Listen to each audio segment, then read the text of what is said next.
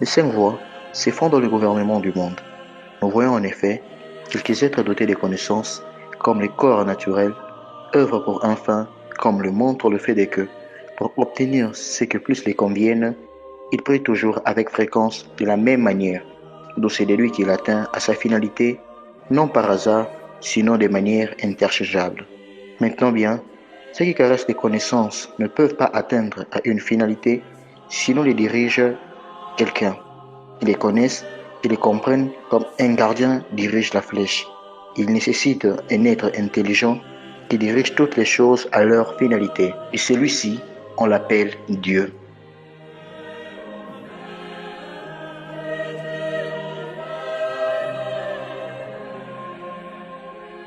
Comme nous disions, cher ami, nous allons aujourd'hui aborder l'étude de la vie de saint Thomas d'Aquin.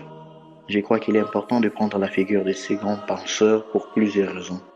À partir d'un point philosophique, il a été et est un point de référence essentiel dans le contexte de pensée du Moyen Âge. Et là, dans ses mains, il a sa grande synthèse de la philosophie et la théologie, la raison et la fait, sa foi pour faire compatible la philosophie, les pensées d'Aristote avec le christianisme, ce qui dans le bon mesure est arrivé à obtenir. Mais non seulement ceci, Thomas fut aussi un travailleur infatigable, un chercheur de la vérité, une personne qui a offert sa vie à la réflexion, l'étude, aux connaissances, a tenté à faire compréhensive, à partir d'un point rationnel, ces dogmes et vérités de foi que pour lui constituaient la vraie connaissance sur la réalité. Entre 1246 et 1274, il a recouru plus de 15 000 kilomètres et beaucoup de ceci à pied. Sa gloire comme penseur, comme intellectuel, avait traversé les frontières et c'est pour cela sa présence a été voulue dans plusieurs lieux. Nous sommes en train de parler d'un homme dont les œuvres superent 8 millions de mots. Un travailleur net, infatigable et de plus un homme vaillant, d'un grand statut moral, jamais s'est mélangé avec le pouvoir, ne s'est pas donné aux offres et inclus de menaces des hommes riches qui lui dérangeaient. Non plus accepter des charges, il avait en clair ses chemins, celui qui sera marqué à partir de son jeune âge, le chemin d'études et connaissances, le chemin de la recherche de la vérité. En effet, il fut un homme que dans sa vie nous a laissé un message à tous, que nous ne devons pas perdre le temps qui nous est donné. Il est nécessaire que nous travaillions dans la mesure de notre possibilité, contribuer à divulguer la vérité et divulguer la connaissance. Le 3 septembre 1980, Jean-Paul II a nommé à Saint Thomas d'Aquin Doctor Humanitatis, sûrement pour son travail, sa manière de comprendre et son intériorité à l'être humain. De lui, il a dit qu'il avait arrivé à l'une des synthèses plus élevées que jamais la pensée humaine arrivera. Pour cela, aujourd'hui nous nous souvenons de Saint Thomas d'Aquin, un travailleur, un chercheur de la vérité.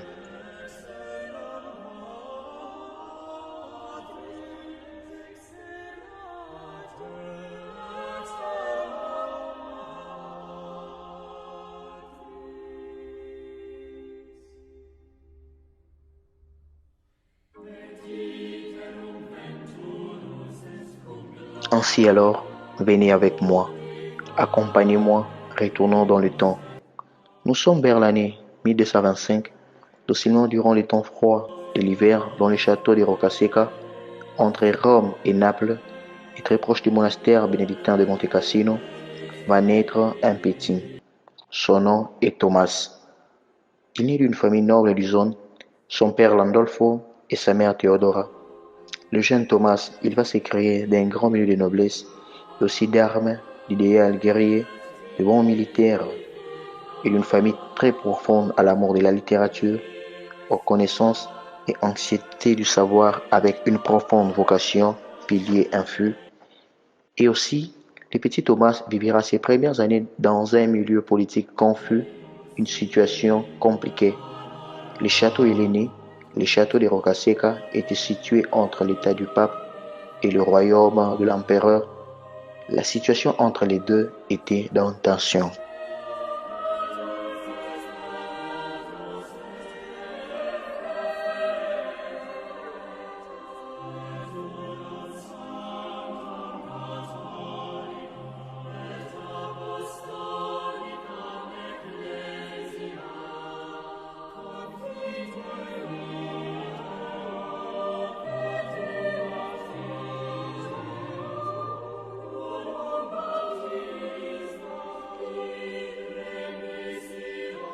Ces problèmes, ces conflits politiques étaient relativement récents, répétibles.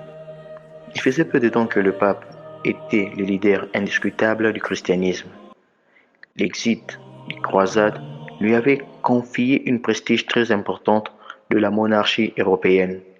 Cependant, cette situation s'est retruquée avec l'ambition de la maison régnante dans le royaume de Sicile. Et pour cela, Frédéric II, fils de Corrado IV, avait hérité le trône.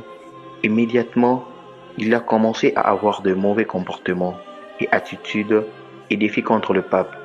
Ceci ne pouvait pas avoir un sens. Ceci alors a apporté à des conflits sérieux, graves, très difficiles de solutionner.